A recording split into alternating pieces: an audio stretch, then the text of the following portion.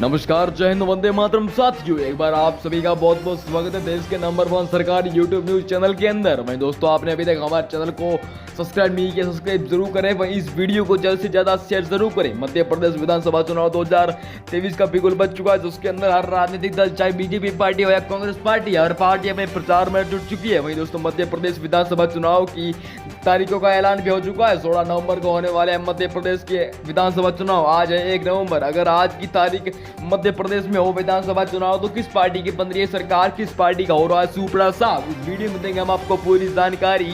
तो वीडियो को एंड तक जरूर देखें।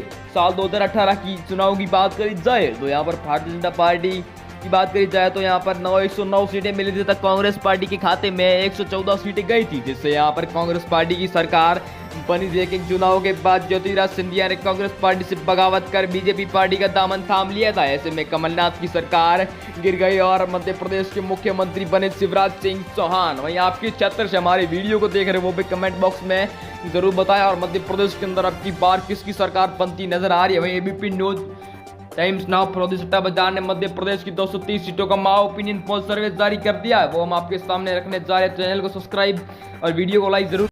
तो जबलपुर में कुल 8 सीटें, 8 में से कांग्रेस को सबसे बड़ा बहुमत 5 सीटें, बीजेपी पार्टी को 3 सीटें, बीएसपी को 0 और अन्य के खाते में भी 0 सीटें जाती नजर आ रही है। बात की जाए बालाघाट की कुल 6 सीटों पर, तो यहाँ पर बीजेपी पार्टी को तगड़ा झटका लगता नजर आ रहा है, क्योंकि कांग्रेस पार्टी को यहाँ पर 3 सीटें और बीजेपी पार्टी को 2 सीटें हासिल होती नजर आ रही है।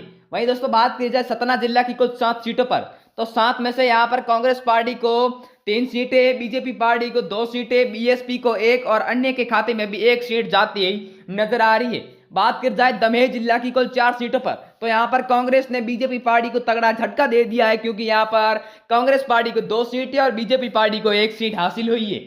वहीं दोस्तों, इंदौर की बात करी जाए तो इंदौर में कुल 9 सीटें, यहाँ पर कांग्रेस को सबसे ज्यादा 4 सीटें, बीजेपी पार्टी को 3 सीटें, बीएसपी को 1 और अन्य के खाते में भी 1 सीट जाती नजर आ रही है। बात करी जाए ग्वालियर की कुल 6 सीटों पर, तो 6 में से कांग्रेस पार्टी को 3 सीटें, बीजेपी पार्टी को 2 सीटें, बीएसपी को 0 और अन्य के खाते में भी 1 सीट जाती नजर आ रही है अब की बार। वहीं दोस्तों, बात करी जाए भीड़ जिला की कुल 5 सीटों पर, तो 5 में से कांग्रेस को यहाँ पर 3 सीटें, बीजेपी पार्टी को 2 सीटें, बीएसपी को 0 और अन्य के खाते में भी 0 सीटें जाती नजर आ रही है अब की बार। वहीं बात करी जाए दतिया जिला की, दतिया में कुल 3 सीटें हैं, 3 में से 2 बीजेपी को, 1 कांग्रेस को, बीएसपी को 0 और अन्य के खाते में भी 0 सीटें जाती नजर आ रही है अब की बार। वहीं दोस्तों, बात करी जाए अगली सीट सागर की, तो सागर में कुल 8 सीटें, 8 में से कांग्रेस पार्टी को 5 सीटें, बीएसपी को 0, बीजेपी पार्टी को 3 और अन्य के खाते में 0 सीटें जाती नजर आ रही है अब की बार। वहीं दोस्तों, बात करी जाए अगली सीट सीधी जिला की,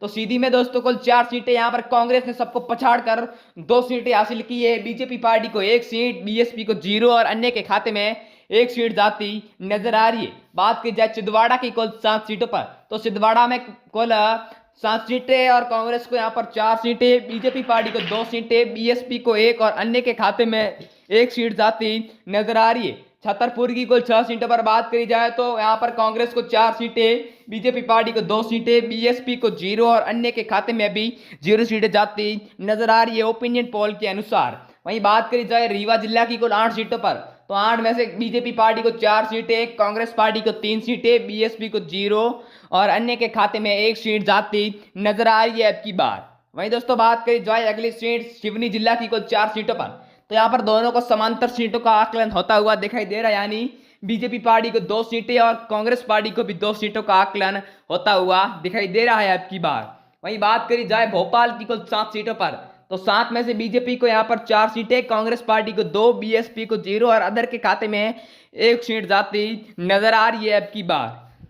वहीं दोस्तों, बात करी जाए बैतूल जिला की कुल 5 सीटों पर, तो 5 में से बीजेपी को 3 सीटें, कांग्रेस पार्टी को 2 सीटें, बीएसपी को 0 और अन्य के खाते में भी 0 सीटें जाती नजर आ रही है अब की बार। वहीं बात करी जाए अगली सीट सतना की, सतना में कुल 7 सीटें, 7 में से कांग्रेस पार्टी को 3 सीटें, बीजेपी पार्टी को 2 सीटें, बीएसपी को 1 और अन्य के खाते में भी 1 सीट जाती नजर आ रही है अब की बार। वहीं फिर बात करी जाए दमोह की कुल 4 सीटों पर, तो 4 में से कांग्रेस को यहाँ पर 2 सीटें, बीजेपी को 1 सीट, बीएसपी को भी 1 और अन्य के खाते में भी 1 सीट जाती नजर आ रही है अब की बार। वहीं बात करी जाए अगली सीट शिवपुरी की। तो शिवपुरी में दोस्तों कुल 5 सीटें हैं, 5 में से दोनों को समांतर सीटों का आकलन होता हुआ दिखाई दे रहा है, यानी बीजेपी पार्टी को 2 सीटें और कांग्रेस पार्टी को भी 2 सीटें हासिल हुई है।